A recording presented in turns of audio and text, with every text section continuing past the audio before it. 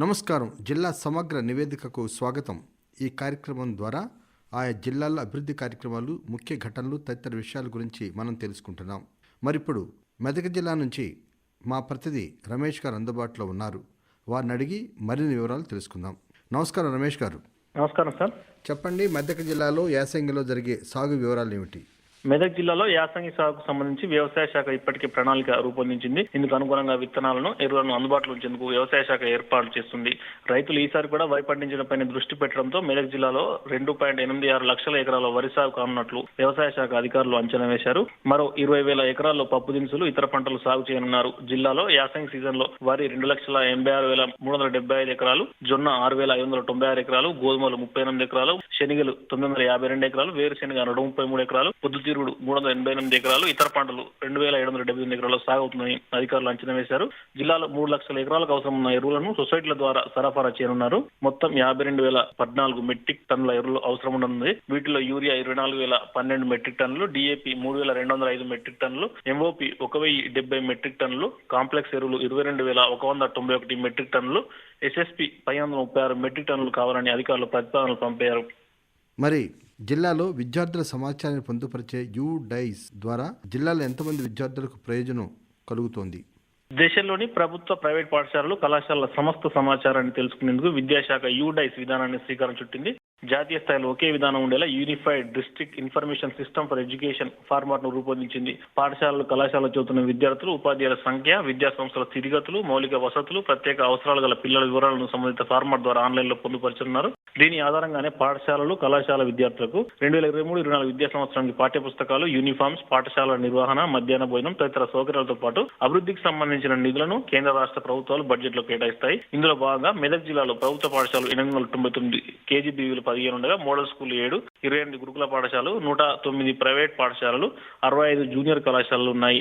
వీటిలో సుమారు 1,20,000 మంది విద్యార్థులు విద్యను అభ్యసిస్తున్నారు.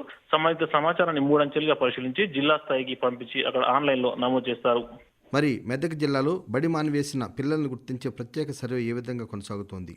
బడి బయట పిల్లలను గుర్తించి పాఠశాలలో చేర్పించేందుకు విద్యాశాఖ శ్రీకారం చుట్టింది. డిసెంబర్ 11వ తేదీ నుంచి వచ్చే సంవత్సరం జనవరి 10వ తేదీ వరకు బడి బయట పిల్లలను గుర్తించేందుకు ప్రత్యేక సర్వే చేపడుతున్నారు. బడి బయట పిల్లలను గుర్తించిన వెంటనే ఆన్లైన్ లో నమోదు చేస్తారు. ఇందుకోసం ప్రబంధ పోర్టల్ ప్రత్యేకంగా రూపొందించారు. ప్రతి కాంప్లెక్స్ పాఠశాల పరిధిలో క్లస్టర్ రిసోర్స్ పర్సనల్ ఈ బాధ్యత అప్పగించనున్నారు. మెదక్ జిల్లాలో 899 పాఠశాలలు ఉండగా సుమారు 90,000 మంది విద్యార్థులు విద్యను అభ్యసిస్తున్నారు. బడి బయట పిల్లలను గుర్తించి వారి వయసును బట్టి ఆయా స్థాయి పాఠశాలలో చేర్పించేందుకు చర్యలు తీసుకుంటున్నారు. జిల్లాలో గతేడాది నిర్వహించిన సర్వేలో 123 మంది పిల్లలను గుర్తించి ఆయా గ్రామాల్లోని పాఠశాలలో చేర్పించారు. సర్వేలో 6 నుంచి 14, 15 నుంచి 19 ఏళ్ల పిల్లలను గుర్తించి విద్యాశాఖ ఆధ్వర్యంలో రూపొందించిన ప్రబంధ్ పోర్టల్లో రోజువారీ వివరాలు నమోదు చేస్తున్నారు. రోజు క్లస్టర్ పరిధిలో ఎంతమంది పిల్లలను గుర్తించారనే విషయాన్ని నమోదు చేయాల్సి ఉంటుంది. బడి బయటి పిల్లలను గుర్తించేందుకు జిల్లా వ్యాప్తంగా 64 కాంప్లెక్స్లకు సంబంధించిన 68 CRPలు సర్వేలో పాల్గొంటున్నారు. CRPలు సేకరించిన సమగ్ర సమాచారం మొదటి స్థాయిలో ఆయా కాంప్లెక్స్ పరిధిలో ప్రధానోపాధ్యాయుడు, 2వ స్థాయిలో మండల విద్యాధికారి, 3వ స్థాయిలో జిల్లా విద్యాశాఖ అధికారి పర్యవేక్షణలో జరగనుంది. మరి జిల్లాలో జరిగిన శాసనసభ ఎన్నికల్లో ఏ అభ్యర్థులు గెలిచారు?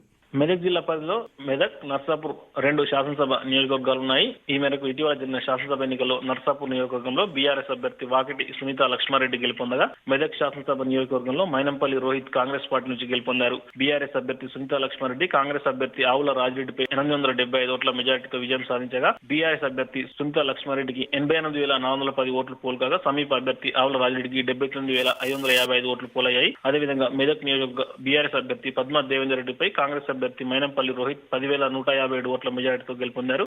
తెలంగాణ ప్రభుత్వం ప్రారంభించిన మహాలక్ష్మి, రాజు ఆరోగ్యశ్రీ పథకాలు జిల్లాలో ఎవరు ప్రారంభించారు? తెలంగాణ రాష్ట్ర ప్రభుత్వం మహాలక్ష్మి పథకం ద్వారా మహిళలతో పాటు బాలికలు, విద్యార్థులను, థర్డ్ జెండర్లు ఉచితంగా బస్సులో ప్రయాణించే సౌకర్యం కల్పించింది. ఈ మేరకు మహాలక్ష్మి పథకంతో పాటు రాజీవ్ ఆరోగ్యశ్రీ పథకం కింద 10 లక్షల పెంపు పథకాలను మెదక్ జిల్లా కేంద్రంలోని దవాఖానలో కలెక్టర్ రాజశిషాతో కలిసి ఎమ్మెల్యే మైనంపల్లి రోహిత్ జెండా ఊపి ప్రారంభించారు. ఆరోగ్యశ్రీ పథకంలో 10 లక్షలకు పెంపు ద్వారా 1,672 వ్యాధులకు చికిత్సను అన్ని స్పెషాలిటీ మరియు మల్టీ స్పెషాలిటీ దవాఖానలో ఉచిత వైద్యం అందుబాటులో ఉంటుందని వారు తెలిపారు. అదేవిధంగా మహాలక్ష్మి పథకం ద్వారా ప్రారంభించిన ఉచిత బస్సు ప్రయాణ సౌకర్యాన్ని మహిళలు వినియోగించుకోవాలని వారు సూచించారు.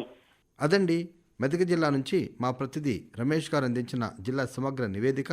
మరి మరో రోజు మరో జిల్లా సమగ్ర నివేదిక విందాం. అంతవరకు సెలవు. నమస్కారం.